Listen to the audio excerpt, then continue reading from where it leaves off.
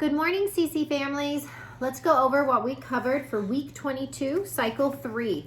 New grammar. We started with timeline. North Atlantic Treaty Organization.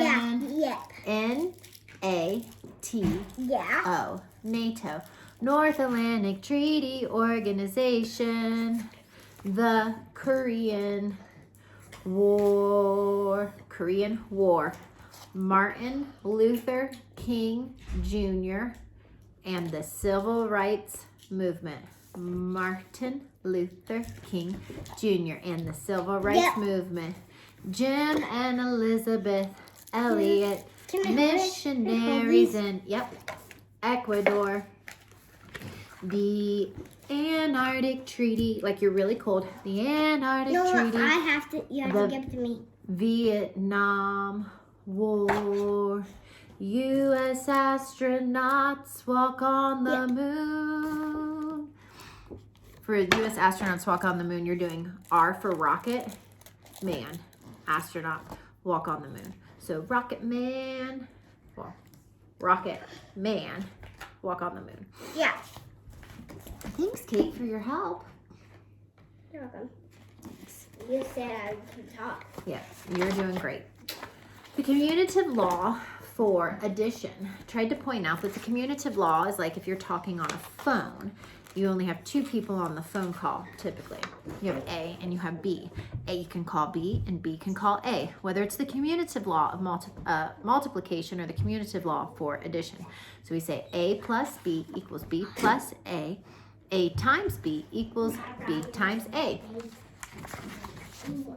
So that's what we did for the commutative law.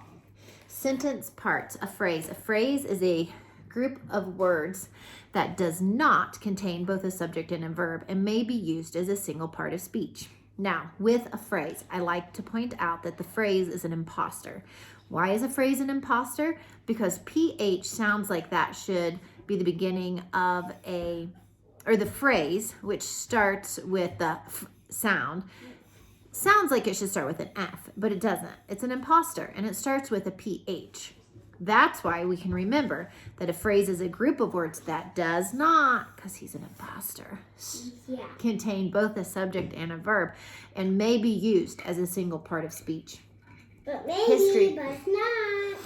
History, September 11th, 2001. We wrote this on the board, erased the words as we sang and went through it. I broke this down into its 4 parts because we talk about the 4 different airplanes. Remember when you're going over this, to help you remember, we're going to tell you an airplane number, the location that it went to, and then the city that it was in, or state. So when you break this down, on September 11th, 2001, terrorists hijacked 4 airplanes. Okay, so that's the first part you memorize. Then you go to your next sentence. They flew into the World Trade Center. You put your arms up, in New York City. So do you hear how we said the location, World Trade Center, where? In New York City. Then we go to and 1 into the Pentagon. This is my Pentagon in Washington, D.C. So we just signed it out. And 1 and 2, Washington, D.C. Now we start our next sentence. The 4th plane crashed into a Pennsylvania field. So if you break it down into its 3 different sentence parts of this memory sentence, I think it'll help the kids memorize it better. All right. So now let's talk about geography. Geography, we did our deserts, and we have some fun ways to remember this. The first thing that we did is when we talked about our deserts, we located this particular landmark right here. This is Death Valley. On this Death Valley, we drew an M. So whether you make it like Eli thought that looked like a squiggly M, like a lowercase m. Yeah. No, that's not true at all. Yeah, okay, bye. We drew an M because that helps us remember. It's the Mojave Desert. That's you not may true. sit down on your bottom. It's not true. Then the next one that we looked at is the Sonoran Desert. You need to get down now, and then you can make funny faces in a minute, okay? Get down now. Sonoran Desert is the southernmost desert. So the southernmost desert is the Sonoran Desert, and I'll show you where that is. Hold on. It's this one right here, Sonoran. The next desert, you want to hold it? Mm-hmm. Okay, hold it right there. Is our painted desert. Painted desert is like 2 paint spills or a paint blob. So that is our painted desert. Then we have our Colorado desert, which you can easily find because it's at the bottom of the Colorado River. Can I color on this? Sure, good color. And then the next desert that we do is the Great Salt Lake. Yeah, here's your markers. Great Salt Lake Desert, which is right there by the Great Salt Lake. So that one should be easy to find. We went over that the lake is little, so that's the smaller of the gray marks, and the desert is big. So hopefully that helps everybody remember. For Latin, we did John 1 verse 7, which is hic venit in testimonium, which means this man came for a witness. So we did man, I believe, came for a witness. I don't remember what that is right off the top of my head. So sorry. I know Megan taught it, but we were praying with the tutors, so I missed that part. Hic venit in testimonium. And we played Sparkle for that. So if you have not seen my Sparkle wand, this is Sparkle. And you go around the room. Each child says a word. When you get to the end of the sentence, you say Sparkle.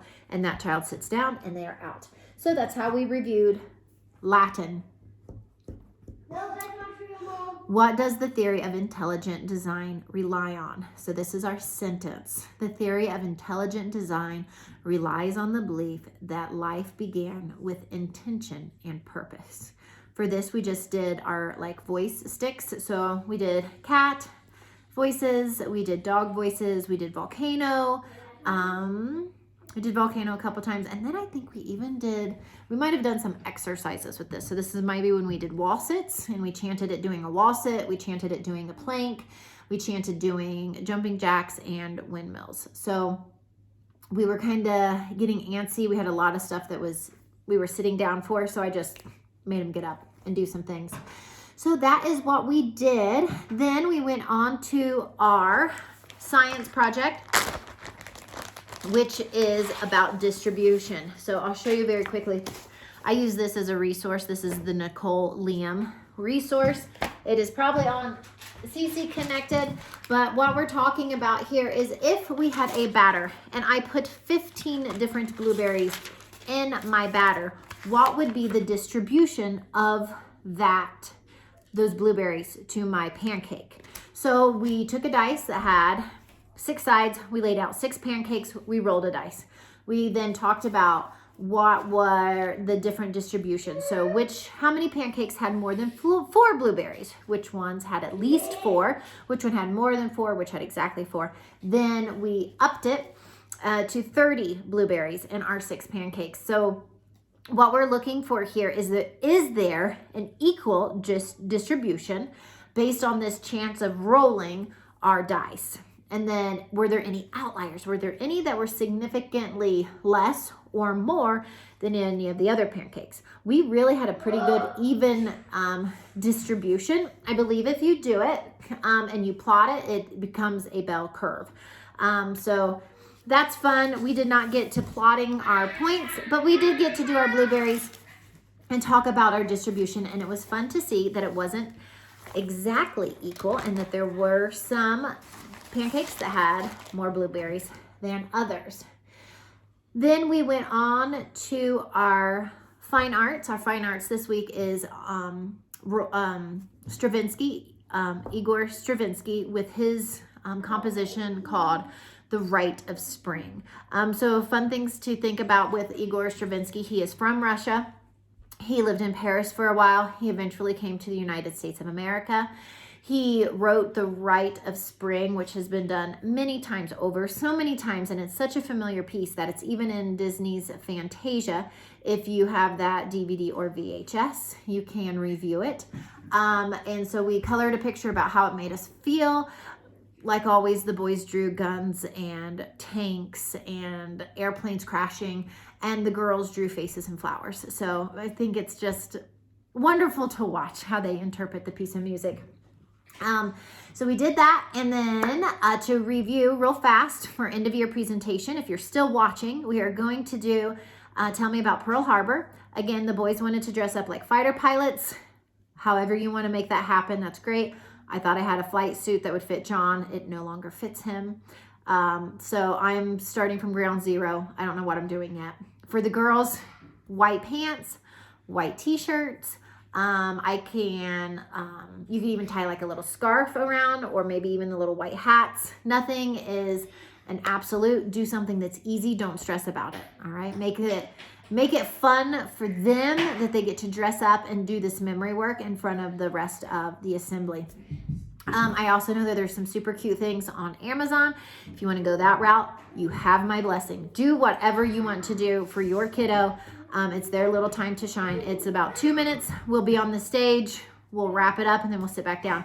Regarding guns and weapons, we can have like cardboard guns or like small things that then will need to be put away after the performance. So for the particular piece of memory work, that is fine, but we can't be carrying around shooting each other in bunkers prior to memory work, and we can't have them out after memory work. Okay, so we're just trying to be respectful of the commitment that we've made to Monument to keep weapons out of like the classroom setting, essentially, for end of year presentation, but we can use them as props as long as we use them respectfully and put them away after. Okay, so friends, that is it for right now. If you have any questions or concerns, please email me, text me, and Kate's gonna watch some Paw Patrol now, so life is good. We'll see you later. Bye. Bye.